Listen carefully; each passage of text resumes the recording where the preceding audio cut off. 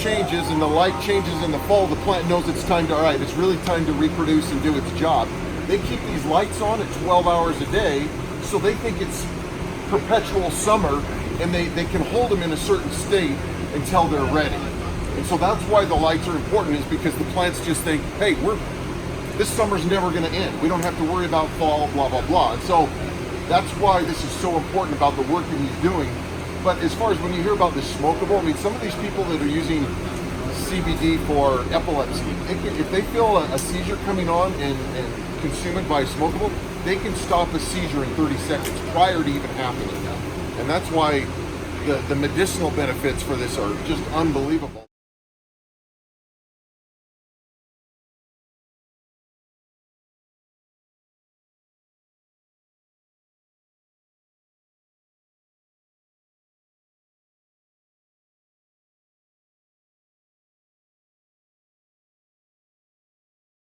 Thinks, oh, I want to be in the CBD business, but it's very much similar to the marijuana business, because why don't you and I sell marijuana? Because we don't have licenses. Well, according to the 2018 Farm Bill, if you want to do hemp, everyone who touches it has to be licensed in the state. And so one of the first things we do is when we're working with Posh, we say, all right, listen, we've got to be able to give you, everyone who touches it, the licenses. And so first of all, here's our license with the state of Colorado, and then immediately right after that we just visited with Colorado Hemp Solutions, so we've got their industrial grow license with Wasey's group, so that we can track, all right, it came from a farm that was a licensed hemp grower. And we talked about on the farm, before he even risks growing, it's too expensive of a crop, he tests his soil that is free of pesticides and heavy metals. And so before he even put in his crop this year, he tested all the soils for the 27 different fields, and we have reports like this that go over the soil, the analyzation of the soil, to make sure it's clean soil and ready to go and has the nutrients it needs. Then once we get here, we extract that oil and we immediately then do testing on it before we ever go into a finished product. And that's where I'll say to you, because of the way we extract, and we'll get into this a bit later, the way we extract, we have a much different cannabinoid profile that people say, how come you're adding all of these other things? No, we're pulling it out because of the way we extract it. So we get all of these great cannabinoids that basically the way Mother Nature intended you to use the plant, so that you have all of it, not just one or two different elements. So, but we test and we show how clean it is as well. We do different tests, whether it's the microbes, the heavy metals, and we test everything, so that when we work with Posh, we want them to be absolutely 100% confident in what we're doing together. And then from there, we go into the specific products that we make, and in this case, we're talking about the Mega 1000, or the different products that we make with Posh, and then we have a data sheet on how we're supposed to make that. But basically, we can track it all the way from the seed in the ground and all the way to the finished Cannabis product. And that to us is critical. You'll hear us harp that over and over and over again, because it's what makes us different. It's what makes Cannabis different, okay? So once again, nothing comes in this facility unless it's a licensed farmer. Now, we have hundreds of farmers that want to work with us, and I get calls just ring off, farmers want to bring stuff to us, and I'm like, sorry, I work with one really large farm that does 27 fields. That's who we work with. So Wasey has used his strains on different farms, but basically you've got to be in this really tight network that we know the strains are very consistent and all related back to the original strains that Colorado Hemp Solutions made for us, so that every product's the same. We don't want this big variation of up and down product. Cannabis needs to be consistent, batch in and batch out. About 40 minutes from the home office in Utah. There's a field they're growing this.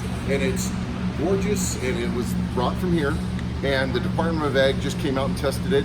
It was industrial hemp, it was low THC, almost non-detectable, and they basically said it was the best farm in the state of Utah. There's a lot of failures this year, but because it was similar elevation, we brought it out, and it's under Wasey supervision and growing techniques. It's incredible grow. It's gorgeous. First year ever in Utah.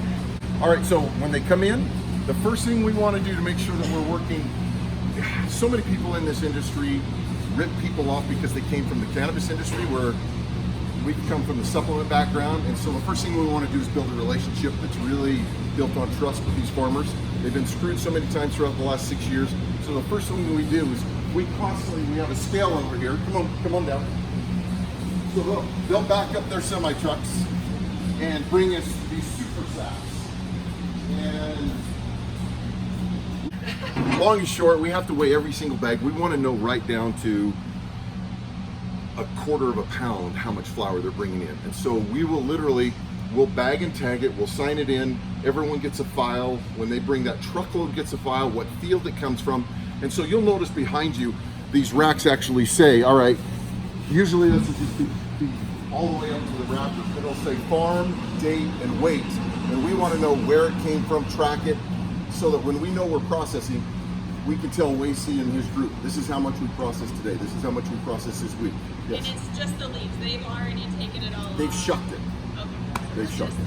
Yeah. And so we want all the stems out. Stems don't, I mean, that's the crazy part. People try to get CBD from stock and stem, there's hardly anything there. And it's just such a high quality product as far as all the terpenes, cannabinoids are all in the flower part. Really in that cola part that you saw growing up at the top, that's where it's just chock full. And so that's where what we want to extract. And so 10 days from now, we'll be loaded, and you'll walk in here and it'll be like, oh my gosh, it's no cannabis, because what you smelt in the field will just be 100-fold here, because it's such in a confined area. And so the part that scares me is after I work here for a shift and I get back in my car and drive back to Utah, I'm like, if I get pulled over for speeding, the state trooper has all the probable cause he needs to search me. But I'm like, it's really him, I promise. It's like, so it's... So will the place in Utah now, they'll have to come down here though to get it processed? Like they will. Bring it They all will. down here. Yeah, and we're probably, there's just not enough farms in Utah right now. Yeah. The farms were like, a lot of the guys did like 2 acres or what. I mean, we did 600 acres. So, I mean, so as soon as Utah gets educated to where they're a good enough grow, we'll build a facility right there in Utah. But there's just not enough crop right now. So they're shipping it out here. If it's Wacy. We use a 200 proof alcohol. And basically you need to consider alcohol like a sponge. At certain temperatures, it will pull certain things out of the plant. And the majority of the industry will extract room temperature. But the problem with that is when you extract room temperature, it's easy, it's cheaper, but you pull a lot of the waxes and the chlorophylls out at that time when you do a warm extract. And so if your alcohol is like a sponge and you're pulling in some of those waxes and chlorophylls, you don't have room to pull the other cannabinoids or other terpenes. So one of the things that we do that's different, this is the only system in the United States right now, we extract, like right now it says 39 below zero. We actually take this up to about 65, 70 below zero. And this is where we will chill the alcohol. And anyone want to put their hand in? It's only 40 below. No, you don't want to. And by doing that, by extracting at these incredibly cold temperatures, the waxes and the chlorophyll aren't able to leave the plant because they're solidified. And so all we're pulling is the cannabinoids. And I said our C of A's look different. It's because when we do it at the super cold temperatures, the waxes and the chlorophyll are locked in the plant, but all these cannabinoids can then be absorbed by the alcohol like no other process can. And so we use liquid nitrogen, and we can go from room temperature, say 70 degrees, to almost 70 degrees below zero in about an hour, where most people will do a process where they soak it in a alcohol bath for 3 to 4 days in a walk-in freezer, and it still doesn't do what we do, because it's still that issue where the plant waxes were in it. So we take it in a bath where we soak it in a stainless steel bath for about 30 minutes in the super cold, and then all of a sudden we go, all right, we've got the flour, it's already let go of the oils. Then what do we do? Because now we have this alcohol that now has gone from pure white to like a brownish color, because all that oil is now in the alcohol. This is where this little machine doesn't look like much, but it's $1 million machine, and this separates the alcohol so that we can reuse that 200 proof alcohol and then separate and get the oil out. The alcohol base that has both the CBD oil and the alcohol will be sprayed through this column, and these columns will be about almost 200 degrees. And so it will spray and go down these glass columns, but as it hits this hot column, the alcohol will evaporate, go up and around, and then these are cool so that it will recondense and then we can recapture that ethanol to use it again. We don't want to throw that away. And then the oil travels down and we catch it in this glass basin because that's the good stuff.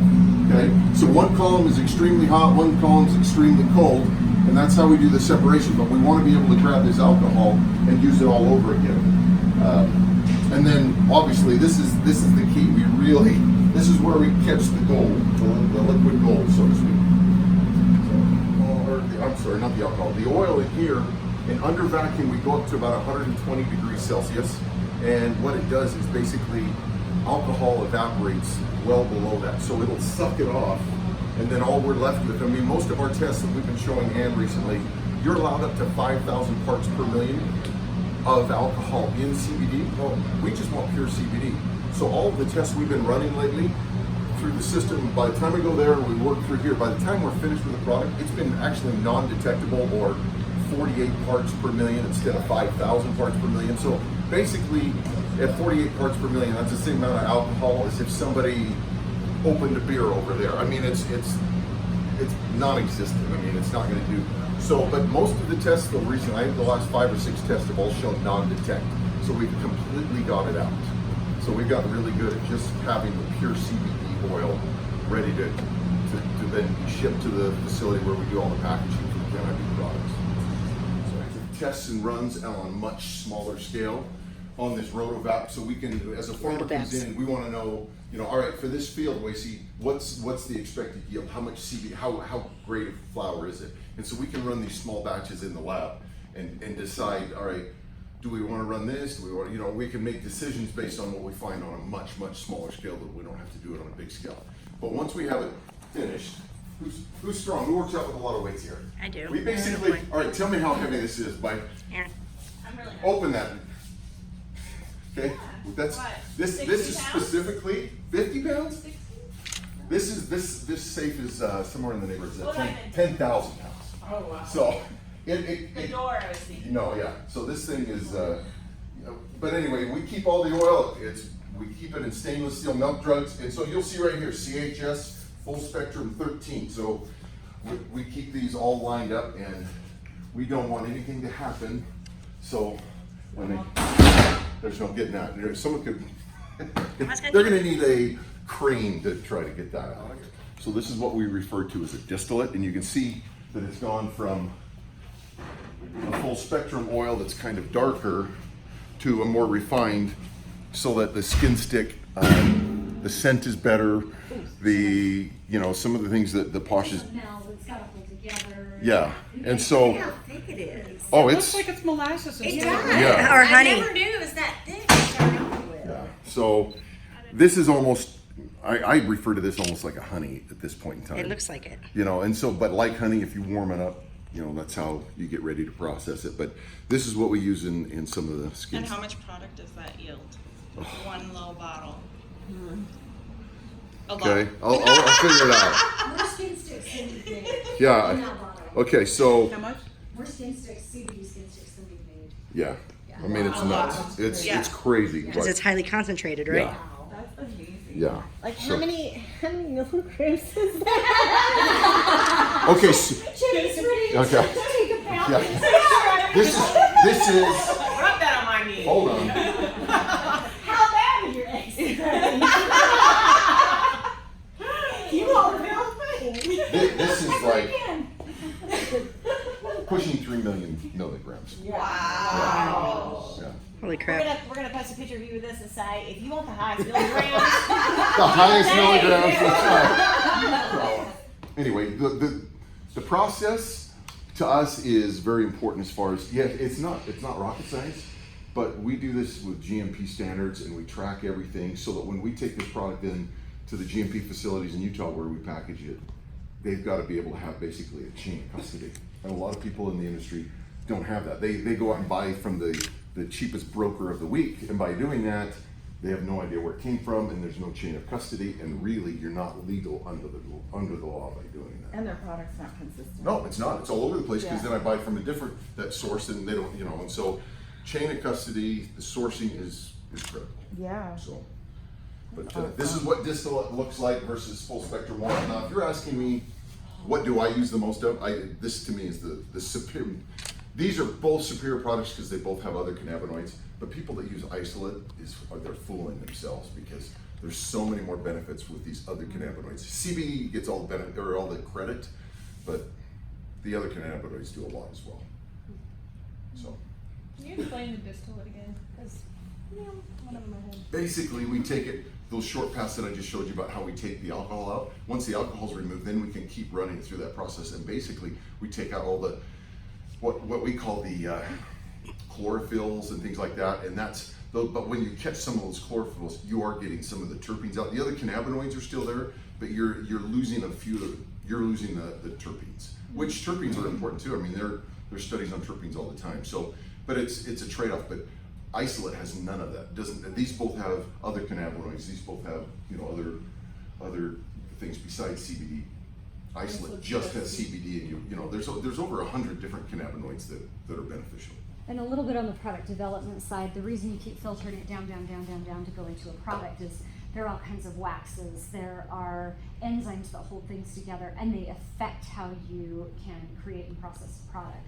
So if you need a product like your skin stick to actually hold together, not melt too easily at too low of a temperature, you want your bath bomb to stay together, we have to play with what that consistency is and keep it as effective as possible, but keep the other ingredients down as low as possible so we know we can control it and we can control how long it will live on a shelf, that it will stay together, it can get in some sunlight. This is more stable, is Yeah. what she said. This is a more stable product. It's a lot easier to work with than another product, and that's why oils are so appealing. While we figure it out, and it takes a lot of time, stability alone takes 120 days. So just once you think you have a formula, then you put it into stability. If anything goes wrong, you start that 120 days over after you try something else. So it's why the oils, and it's why people don't rush out with a whole bunch of products. It takes a long time to make sure they're going to be a good, efficacious product for a long period of time. So that's why we keep rolling out oils. That's easy. We can control that. We know that. And the other stuff takes more time.